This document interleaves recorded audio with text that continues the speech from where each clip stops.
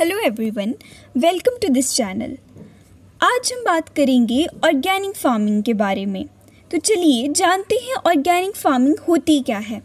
Organic farming में हम कोई भी केमिकल फर्टिलाइजर्स का यूज़ नहीं करते हैं अपनी क्रॉप को ग्रो करने के लिए। हम सभी नेचुरल चीज़ों का यूज़ करते हैं। तो चलिए सबसे पहले जानते हैं कि ये कैसे डिफरेंट है इनऑर्गेनिक फार्मिंग या जो फार्मिंग हम प्रैक्टिस करते हैं उससे। जो हमारी इनऑर्गेनिक फार्मिंग है, जो कि मोस्ट ऑफ द कंट्री में फॉलो हो रही है, उसमें केमिकल फर्टिलाइजर्स का यूज़ होता है, पेस्टिसाइड का यूज़ होता है और ये चीज़ें कहीं ना कहीं इफ़ेक्ट करती हैं हमारी सॉइल की हेल्थ को, हमारी इन्वायरमेंट को। इसीलिए ऑर्गेनिक फार्मिंग का कॉन्सेप्ट हमारे लिए समझना बहुत ज़रूरी हो जाता है। तो चलिए ले चलते हैं सबसे पहले आपको हिस्ट्री में। अगर मैं बात करूँ, ऑर्गेनिक फार्मिंग कोई नया कॉन्सेप्ट नहीं है, ये हमारी इंडिया में बहुत पहले से था। बट जैसे कि आपको पता है, इंडिपेंडेंस के बाद इंडिया में भुखमरी की सिचुएशन आ गई थी, तो उसके लिए ग्रीन रेवोल्यूशन लाया गया था। ग्रीन रेवोल्यूशन के टाइम एक और चेंज ये हुआ कि उस टाइम फर्टिलाइजर्स का यूज़ बहुत ज़्यादा मात्रा में करने लग गए प्रोडक्टिविटी को बढ़ाने के लिए, जिस वजह से इनऑर्गेनिक फार्मिंग का प्रचलन बहुत बढ़ गया। बट जैसे कि आज हम देख पा रहे हैं, क्लाइमेट चेंज, सॉइल डिग्रेडेशन, इतनी सारी दिक्कतों का सामना हमें करना पड़ रहा है। तो अब टाइम आ गया है कि हम दोबारा रिटर्न करें ऑर्गेनिक फार्मिंग के ऊपर। ऑर्गेनिक फार्मिंग के बेसिकली बेनिफिट्स क्या क्या हैं? ऑर्गेनिक फार्मिंग से सॉइल की हेल्थ मेंटेन रहती है। सॉइल में जितने भी माइक्रोब्स हैं, फ्लोरा और फौना हैं, वो डिस्टर्ब नहीं होते हैं, हमारी इन्वायरमेंट पोल्यूट नहीं होती है और कहीं ना कहीं हमारे भी हेल्थ बेनिफिट्स हैं। अगर हम पेस्टिसाइड्स और ये आर्टिफिशियल फर्टिलाइज़र वाला फूड कंज्यूम करते हैं तो वो हमारी हेल्थ को इम्पेक्ट करता है। बट अगर हम ऑर्गेनिक फूड खाते हैं तो हम भी हेल्दी रह सकते हैं।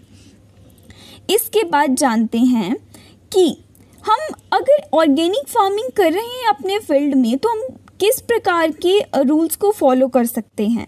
सबसे पहले हम अगर सॉइल को प्रिपेयर करेंगे तो उसमें हमें फर्टिलाइज़र नहीं डालने हैं, उसमें हमें उनकी जगह कंपोस्ट डालना है।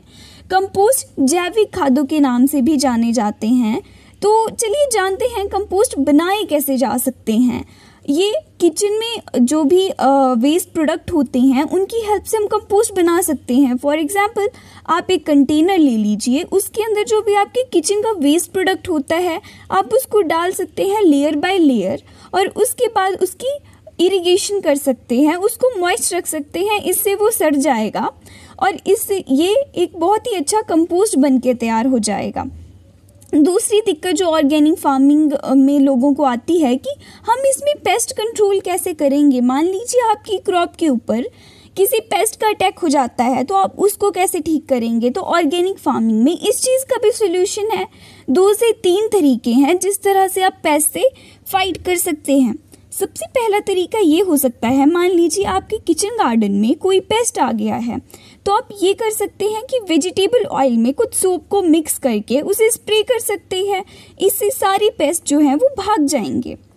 दूसरा सोल्यूशन ये हो सकता है, मान लीजिए अगर पेस्ट बहुत बड़े एरिया पे आया है तो आप नीम ऑयल का स्प्रे कर सकते हैं, जो कि बहुत सारी फंगल डिजीज़ को और पेस्ट को दूर भगाने का काम करता है।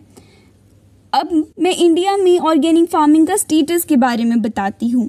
इंडिया में गवर्नमेंट ऑर्गेनिक फार्मिंग को बहुत प्रमोट कर रही है। इंडिया में स्कीम्स भी लॉन्च करी गई है जिसमें ऑर्गेनिक फार्मिंग को प्रमोट किया जा रहा है। परंपरागत कृषि विकास योजना इनमें से एक योजना है। इसके अलावा जो सिक्किम है वो पहला स्टेट बना है पूरे वर्ल्ड में जो कि फुली ऑर्गेनिक फार्मिंग के ऊपर डिपेंड हो गया है। तो इसीलिए हम सभी को ऑर्गेनिक फार्मिंग के ऊपर कदम बढ़ानी चाहिए और इसे अपनी लाइफ में अडॉप्ट करना चाहिए। Thank you everyone for watching the video and please subscribe this channel.